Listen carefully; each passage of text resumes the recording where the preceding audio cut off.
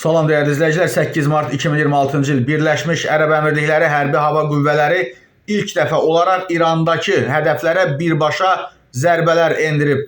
İsrail mətbuatının yazdığına görə əməliyyat zamanı İranda yerləşən suyun duzsuzlaşdırılması zavodu hədəf alınıb. Birləşmiş Ərəb Əmirlikləri rəsmiləri bu hücumun İran rejimi üçün ilkin siqnal olduğunu bəyan ediblər. Bildirilib ki, əgər Tehranın regiondakı hücumları şiddətlənərsə, Birləşmiş Ərəb Əmirliklərinin Amerika və İsrailin başlatdığı hərbi kampaniyaya rəsmən qoşulması realdır. Xatırladaq ki, bundan əvvəl Sepah İsrailin Hayfa şəhəri ilə yanaşı Bəhreyn və Dubaydakı hədəflərə zərbələr endirdiyini açıqlamışdı.